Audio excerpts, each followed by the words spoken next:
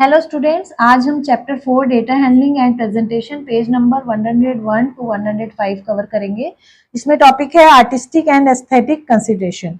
इसका मतलब है कि डेटा को मोर विजुअली अपीलिंग बनाना और इजी टू अंडरस्टैंड हो। जैसे अभी तक तो आप बार फॉर्म में रिप्रेजेंट कर रहे थे या पिक्चर फॉर्म में रिप्रेजेंट कर रहे थे, तो अगर उसको और आप ब्यूटीफाई करें और उसको इंटरेस्टिंग बनाएं then it is called artistic and aesthetic consideration. इसका हम एक एग्जांपल ले लेते हैं।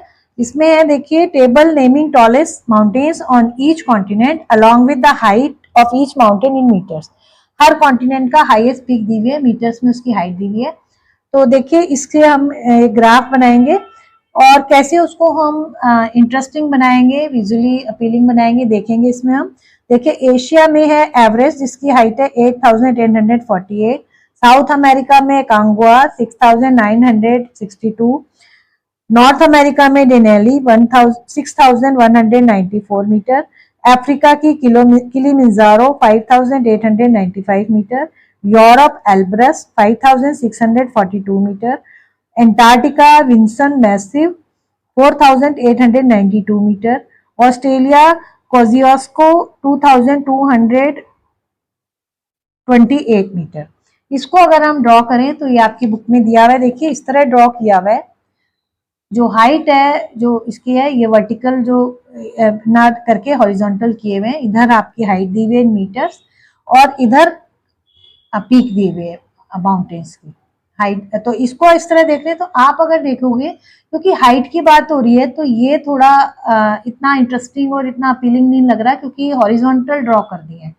तो अगर आपको क्या लगता है, अगर हम इनको रोटेट कर दें और इसको वर्टिकली ड्रॉ कर दें ग्राफ को, तो ज्यादा इंटरेस्टिंग होगा कि इस तरह ज्यादा इंटरेस्टिंग है? तो मेरा ऐसा मानना है कि अगर इसको हम, क्योंकि हाइट रिप्रेजेंट कर रहा है और हाइट वर्टिकली ज्यादा अच्छे से रिप्रेजेंट कर सकते हैं हम, तो इसको अगर हम बार्स को वर्टिकली ड्रॉ करें तो graph will look more aesthetic, है ना। तो आप देखो, इसको हम अगर इस तरह ड्रॉ करते हैं, अगर हम बार्स को इस तरह वर्टिकली ड्रॉ करते हैं, तो it is looking more suggestive, है ना। तो इस तरह के जो ग्राफ हैं जिसमें कॉलम वाइज रिप्रेजेंट किया होता है बार्स को, उसको बोलते हैं कॉलम ग्राफ। तो a bar graph with vertical bars is called a column graph. ठीक है। अच्छा, अब हम एक और अगर नेक्स्ट टॉपिक करें, इन्फोग्राफिक्स। इन्फोग्राफिक्स वो होते हैं when data is represented such as bar graphs are further beautified. उसको फर्दर हम ब्यूटिफाई करें, उसको उसमें कलरफुल बनाएं थोड़ा सा। अब जैसे अगर हम माउंटेन्स की बात कर रहे हैं तो उसको ट्रायंगल बार फॉर्म में ना लेके ट्रायंगल फॉर्म में ड्रॉ करें, है ना। तो उसको बोलते हैं, वो ज्यादा इंफॉर्मेटिव होगा, आपको देख के ज्यादा अपीलिंग भी लगेगा विजुअली। तो इसको बोलते हैं infographics. When data visualise such as bar graphs are further beautified with more extensive and visual imagery, they are called information graphics or infographics. It communicates information in even more clearly and quickly in a visually pleasing way. ठीक है। तो अब देखिए, अगर हम इस data को इस फॉर्म में रिप्रेजेंट करें, ट्रायंगल फॉर्म में, उसी डेटा जो अभी हमने माउंटेन्स का जो हमने अभी ग्राफ किया था, जो आपने देखा था, जो हमने वर्टिकली ड्रॉ किया था, उसको अगर हम हॉरिजॉन्टली ड्रॉ वर्टिकली ड्रॉ ना करके इस तरह, देखिए आपने जो किया था, सेम ग्राफ में अगर हम बार्स की मजे ये ट्रायंगल करें, ये देखो ज्यादा अच्छा लग रहा है। देख के आपको लग भी रहा है कि माउंटेन्स की शायद बात हो रही है ना, यहाँ लिखा है, इंटरेस्टिंग लग रहा है, देखने में भी अच्छा लग रहा है। लेकिन आप देखोगे कि ये हमें थोड़ा सा मिसलीड भी कर रहा है, क्योंकि ये ग्राफ तो बहुत अच्छा लग रहा है, लेकिन आप देखोगे इसमें जैसे जैसे माउंटेन की हाइट कम हो रही है, उसकी विड्थ भी कम हो रही है। देखिए, ज्यादा चौड़ा है, ये कम चौड़ा है, उससे कम है। ऐसा तो है नहीं कि कोई अगर माउंटेन ऊंचा है तो वो चौड़ा भी ज्यादा होगा, ऐसा कोई जरूरी नहीं है ना। तो इसलिए ये थोड़ा मिसलीड भी कर रहा है। तो हमें जब हम इन्फोग्राफिक्स बनाएंगे तो हमें इस चीज का भी ध्यान रखना है कि वो हमें मिसलीड ना करे। इसमें देखिए, ये ज्यादा इसकी विड्थ लग रही है, इसकी कम कम होती जा रही है, जो कि जो अगर ग्राफ को देखेगा उसको मिसलीड करेगा। हम अब देखेंगे, अगर हम सेम डेटा को और विजुअली अपीलिंग और मोर इंटरेस्टिंग बनाए तो इमेजिनरी, ये देखिए माउंटेन्स फॉर्म में इमेजिनरी अपने माउंटेन रेंज अगर इस तरह ड्रॉ करते हैं हम, है ना, तो ये और भी इंटरेस्टिंग लगती है। ये ज्यादा इंफॉर्मेशन देख के ही पता लग रहा है कि माउंटेन्स की बात हो रही है, उनकी हाइट की बात हो रही है, हाइट भी दी हुई है। लेकिन आप देखो इसमें सबसे हाईएस्ट एवरेस्ट की दी हुई है, ऐसे करते करते इसको आर्टिफिशियली एक इमेजिनरी हमने माउंटेन रेंज बना दी है। लेकिन आप अगर ध्यान से देखोगे तो ये भी कहीं ना कहीं हमें कई चीजों में मिसलीड कर रहा है। कैसे? क्योंकि अगर आप देखोगे एल्ब्रस, इसकी हाइट दी हुई है 5642 और एवरेस्ट की दी हुई है 8848 मीटर। और इसमें क्या ये इससे डबल है? नहीं। अगर आप इसमें ग्राफ में देखोगे, देखो ये यहां तक है, तो इसमें ग्राफ में हमें ऐसा लग रहा है कि एल्ब्रस की हाइट एवरेस्ट से हाफ है, जबकि ऐसा नहीं है। अगर इसको हम डबल करेंगे, 2 से मल्टीप्लाई करेंगे, तो आपका आंसर 11,000 समथिंग आएगा, जबकि ये तो सिर्फ 8,000 ही है। तो इसका मतलब ये जो इंफोग्राफिक्स है ये हमें थोड़ा मिसलीड भी कर रहा है। तो हम जब भी इंफोग्राफिक्स ड्रॉ करेंगे तो हम ये ध्यान रखेंगे कि वो कोई भी जो देख रहा है ग्राफ, जो भी रीड कर रहा है, उसको मिसलीड ना करे। इस बात का आपको ध्यान रखना है जब ड्रॉ करते हैं। अब हम करेंगे इस चैप्टर का last, figure it out, page number 103। Question number 1, if you wanted to visually represent the data of the heights of the tallest person in each class in your school. मतलब आप अपने स्कूल के हर class के tallest person है, इनके data को visually represent करना चाहते हो, तो would you use a graph with vertical bar और हॉरिजॉन्टल बार? तो आप ग्राफ में वर्टिकल बार यूज करोगे या हॉरिजॉन्टल बार?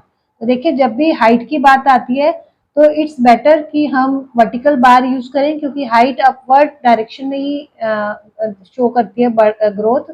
तो हमने जब माउंटेन्स वाला किया था तब भी आपको बताया था कि वर्टिकल बार यूज करते हैं। तो हम क्या यूज करेंगे यहाँ इसमें? वर्टिकल बार, ताकि जो वो है ग्राफ जो है आपका ज्यादा विजुअली सजेस्टिव लगे, ज्यादा अच्छा लगे, है ना। तो आंसर में हम लिखेंगे I will use vertical bars. अब इसको वजह भी बतानी है आपको, because it is more suggestive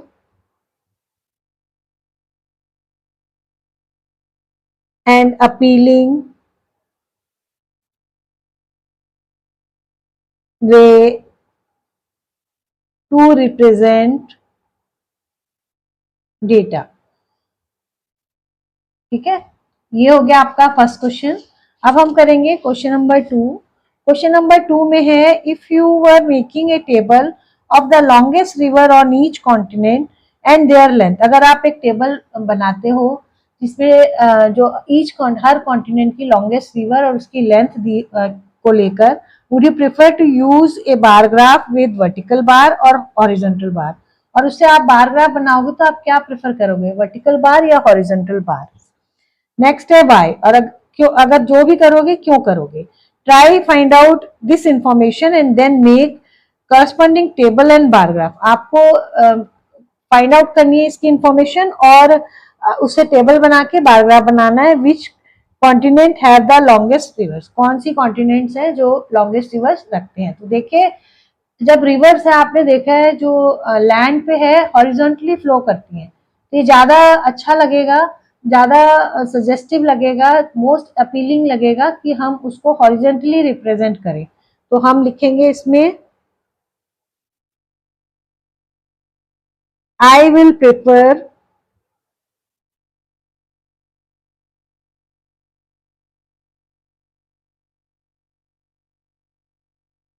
horizontal bars because rivers